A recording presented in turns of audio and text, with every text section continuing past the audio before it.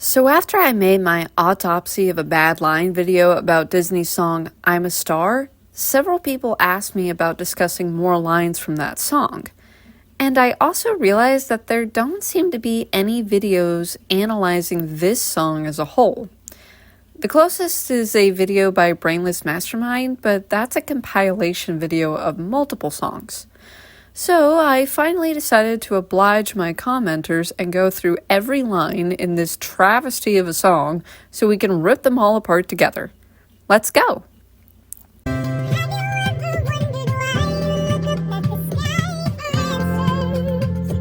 This is actually a pretty decent opening line. There is a thematic issue here, but we'll come back to it later.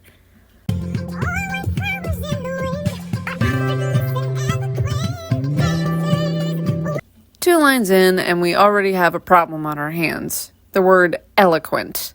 This word is defined as fluent or persuasive in speaking or writing.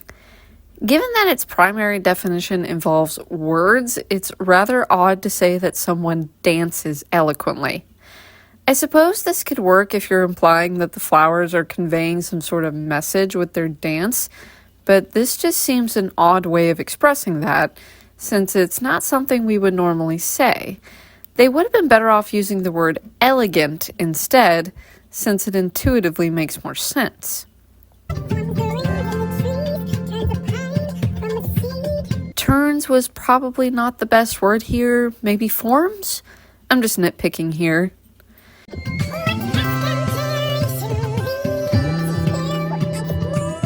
In general, it's best to avoid extremely long words in poetry, as it has the tendency to make the lyrics sound clunky and awkward, but this is still okay.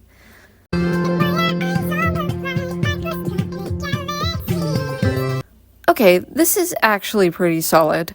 The first verse of this song actually holds up pretty well, but don't worry, the pain is coming.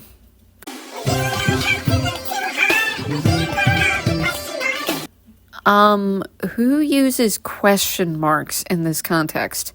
I get what it's saying, and you could maybe argue this is poetic license, but it just sounds weird and like the sort of thing a 7-year-old might write.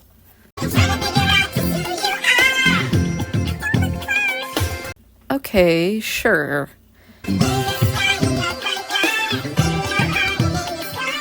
In your scars sounds rather odd. We would normally say at your scars, but whatever.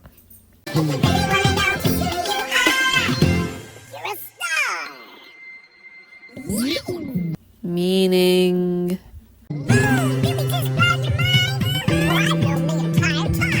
Well, that's great.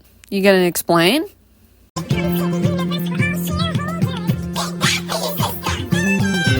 Oh boy. I'll be honest, I don't generally mind modern words like yeah or okay in an ancient setting if the story has a very light tone, like a kid's movie or a YA novel or something. But shareholder basically counts as business jargon and definitely does not belong here.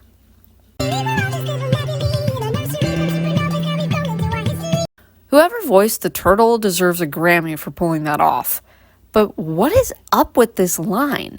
Nebula are actually referred to as star nurseries, and we're supposedly stars. So are we nurseries in a nursery? We're our own nursery? That's bizarre. And what's supernovas? Who or what created the nebula? After all, supernovas come from dying stars. Are you saying life comes from death? A very intriguing concept, but it goes nowhere here. The wise out of mystery. I only feel more mystified, not less. And why do we keep sticking odd words at the end of lines? It just sounds weird. I thought we were stars. We're being exposed to ourselves? And exposure seems like too scientific a term to fit with a pop song.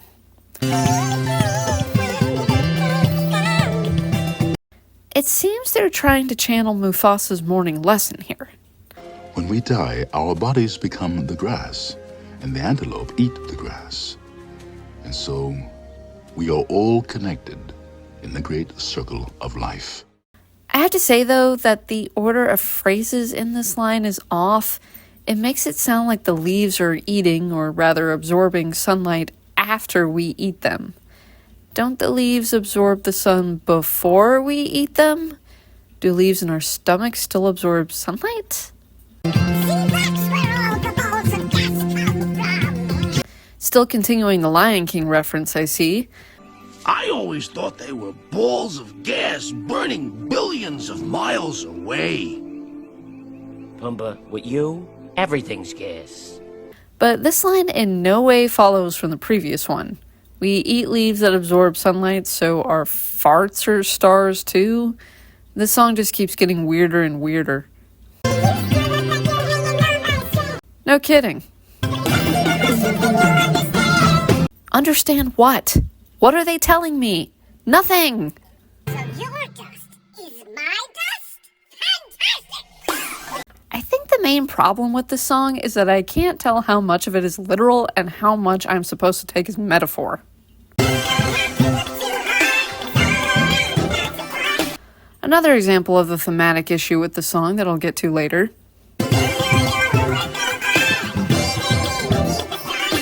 I actually quite like this line, but there's a problem here we'll come back to.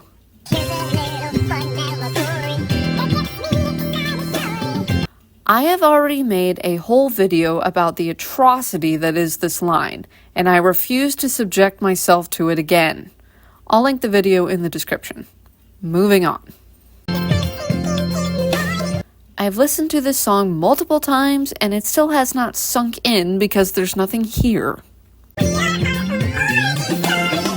Okay, we have finally reached the point where the song is actually going in circles because of how illogical it is. What in the world is this supposed to mean?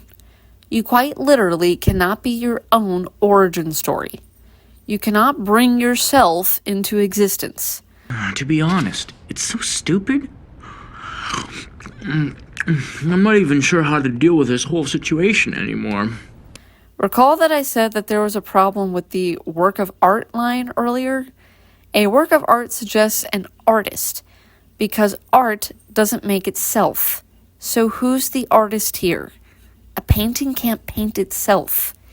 Even if you throw random splashes of paint on a canvas, you're still the one choosing to throw it and where to throw it.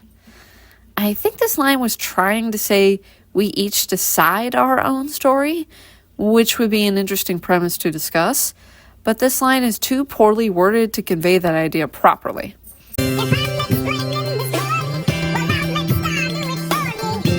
Well, you're definitely explaining it poorly, but somehow I don't think the little star plushie is going to help, given that he's mute. The only thing you revealed is how out of touch Disney execs are.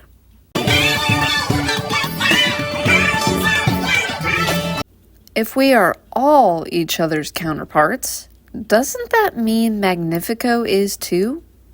Doesn't every villain also have this so-called star power as well? Just something to think about.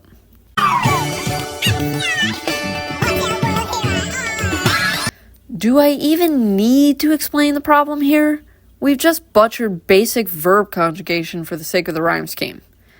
What gets me about this line, though, is it would have been incredibly easy to fix. You could just say, here we are, and problem solved. But they actually could have kept the line completely the same if they had just had a young child character say it. When little kids mess up grammar, it can come across as cute. But when adults do it, it just sounds stupid. Maybe the message here is even the dumbest person can make their dreams come true, but that just seems rather insulting.